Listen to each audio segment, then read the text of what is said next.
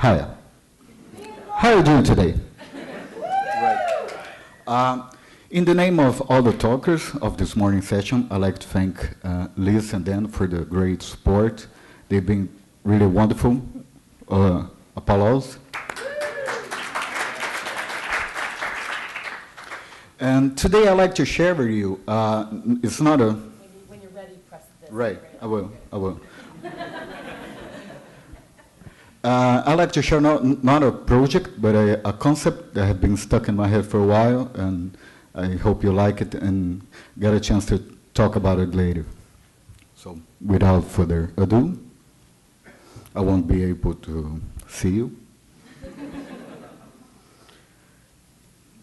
So the story begins a couple of years ago when I started research on branding in the museums that got me working with 3 new impressive museums in Rio de Janeiro at the same time. There are the museum, the brand new Museum of Art here. There's a new one for 2014 and another for 2015. The Museum of Image and Sound in the Copacabana Beach will be a great project, and the Museum of Tomorrow in the port area of Rio de Janeiro that is being renewing for the Olympics. And when you're benchmarking museums, you stumble upon all the usual suspects, right? Tate, MoMA, Louvre, British Museum, you name it. They're the premium players of the game of millions of visitors and millions of dollars. But on the other hand, according to ICON, there are like 55,000 museums in the world.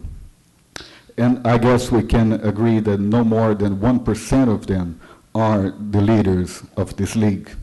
So what about the 99%?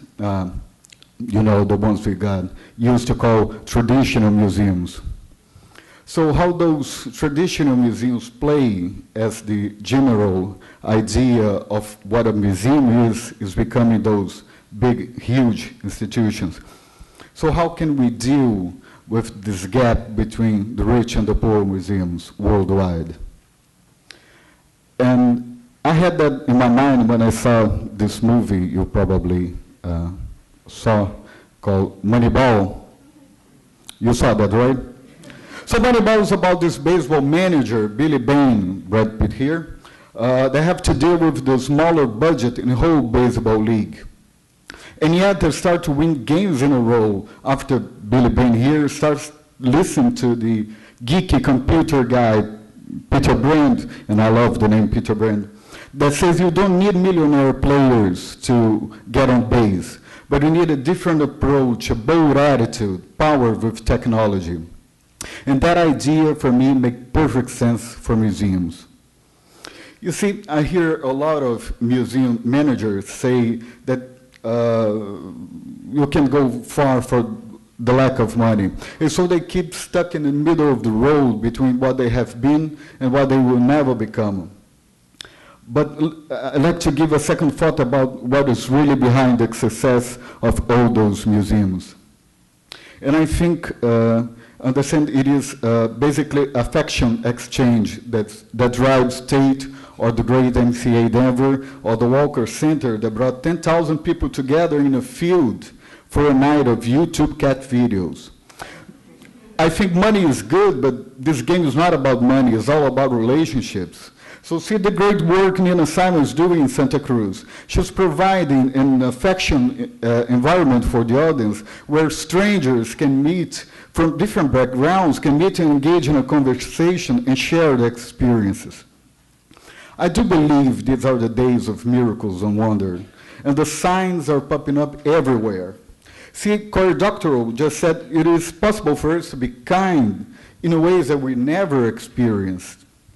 Or the great talk that Amanda Palmer had at TED, saying people is, Amanda? Oh, right. People is able to help you if you let them. So affection management for me is about mixing those kinds of ideas and understanding what's really important behind this museum business. I think really these are the days of miracles and wonder, and it's happening right now. It is a time when we can get together and raise over $1.3 million in a month from small contributions all over the world for an idea of a Nikola Tesla museum. Or it is a time when, I'm really hushing, right? It is a time when MoMA immediately got engaged in helping people right after Hurricane Sandy. You remember this? By offering shelter and electricity and technical support to artists and galleries with paintings damaged by the water. I think this is important as the financial management or the collection management in museums. This is key, and we so often take it for granted. I consider affection management a mindset for cultural institutions, to relationship building. Jasper Visser recently said the future in museums is about attitude. And I think this is perfect. Maybe it's the attitude of embracing the Peter Brands of the world and start a radical shift. And you can say, hey, you don't fool me. Stuff is branding, right? With a different name or flavor. And I would say you're quite right. It is. But consider that we in the cultural sector, maybe not so much in America, but certainly worldwide, have issues relating branding and culture. And what I learned from branding is that if people fail to understand you, it's not their fault, it's yours. So maybe branding have to rebrand itself and understand its role in this cultural environment. And I think this is what the 99% of museums have to begin to master. And also there is a wide open path to work from here. If you consider that there are hundreds of books about anger management and not a single one about affection management, you can check on Amazon.